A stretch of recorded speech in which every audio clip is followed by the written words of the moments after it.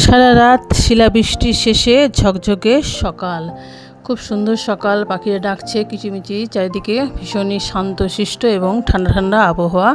এই যে মিস্ত্রিরা সব এদিকে কাজ করছে।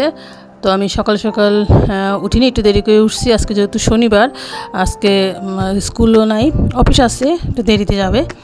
আর স্কুল তো শুরু হবে কালকে থেকে, রবিবার থেকে শুরু হবে। তো হ্যালো এভরিওয়ান, সবাই কেমন আছো? আশা করি সবাই খুব ভালো আছো, আমিও ভালো আছি। কান্তা ব্লগে তোমাদের সবাইকে স্বাগত। যেখান থেকে দেখলো তাদেরকে অসংখ্য ধন্যবাদ, তোমাদের মূল্যবান সময় থেকে আমাদের একটু সময় বের করে পুরো ভিডিওটা দেখার জন্য। তো চলে আসছি পুজোর ঘরে, স্নান ধ্যান করে, চান ধ্যান করে সমস্ত কাজ সেরে চলে আসলাম পুজোর ঘরে। পুজো টুজো সেরে নিলাম সকাল সকাল, যেহেতু আজকে দশমী বাসন্তীর।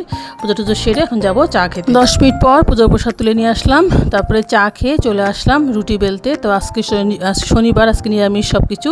তো নিরামিষ সবজি করবো। তারপরে সকালকার খাওয়া মিটিয়ে সমস্ত কিছু মেজে ঘষে চলে আসলাম রান্নাঘরে রান্নার জোগাড় করতে। এই যে শাক কেটে নিচ্ছি, শাকটা ধুয়ে ভিজিয়ে রাখছি যাতে মাটিগুলো নিচে চলে যায়। আমি আবার শাকটা খুব বেশি করে ধুই। তারপরে এই যে সিম আর আলু দিয়ে চচ্চড়ি করব একটা।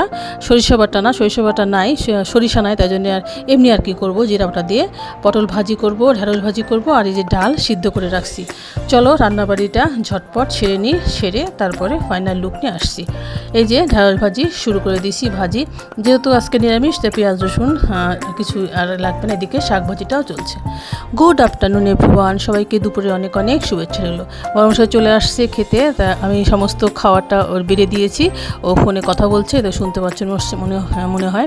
এই যে ভাত করছি, সমস্ত সবজি যা যাকে কাটছিলাম, আর এই যে ওর জন্য সালাদ কেটে দিয়েছি। প্রথমে এই যে শাক ভাজি, তারপরে যে চচ্চড়ি করছি সিম আলুর, ঢেঁড়স ভাজি, আর এদিকে আছে ডাল, আর বড় মশাইয়ের জন্য একটু সালাদ কেটে নিয়েছি, আর পটল ভাজিটা আছে। এই ছিল আজকে আমাদের নিরামিষ আয়োজন।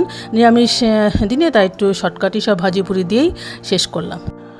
শুভ বিকেল বন্ধুরা, বিকেলে অনেক অনেক শুভেচ্ছা হলো। খাওয়া দাওয়ার পর আর ঘুমাইনি, রেস্ট নেইনি, এডিটিং করছিলাম। এডিটিংটা একটু শেষ করে তারপরে চলে আসলাম একটু ছাদে। দেখো কীরকম আকাশটা একটু হালকা হালকা মেঘ, হালকা হালকা নীল আকাশ আছে। আর এদিকে দেখো মিস্ত্রিরা 6 তলাতে কীরকম বাঁশ তুলছে, কাজ হচ্ছে। পুরুষ মানুষটা কত কষ্ট করে না অন্যের জন্যে, দেখো কি কষ্ট করছে ওরা সেই 6 তলাতে। এই কাজকে আজকে থেকে হচ্ছে, যেদিন থেকে আপনি বাসায় আসি সেদিন থেকে শুরু হয়েছে, কাজ চলছেই, বিশাল বাজেটের কাজ সম্ভবত। তো চলো এখনকার মতো কাপড় চোপড় তুলে নিয়ে তারপর যাব। গুড ইভিনিং এভরিওয়ান, সন্ধ্যাবাতি জ্বালিয়ে ভগবানকে সেবাসন দিয়ে চাটা খেয়ে চলে আসছি। আজকে আমার ভালোবাসার মানুষের কথা খুব মনে পড়ছে। আমার ভালোবাসার মানুষটা হচ্ছে ডেজি।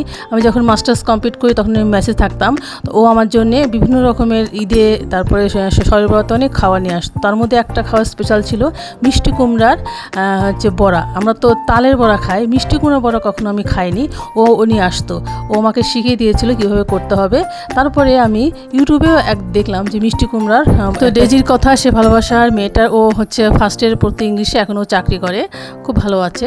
তো ওর কথা মনে করে ভাবলাম যে একটু মিষ্টি কুমড়ার বড়া করি নিরামিষ দিন, এখন তো তাল নাই, তো মিষ্টি কুমড়ার বড়াটা করি, খুব মজা লাগে। তোমরা কি করে দেখো, ভীষণই মজা, একদম তালের বড়ার মতো লাগে। ও যদি না বলতো আমি জানতেই পারতাম না এটা তালের, এটা বড়া নামের মতো মিষ্টি কুমড়ার বড়া। চলো আজকের মতো tata, bye bye, good night and sweet dream.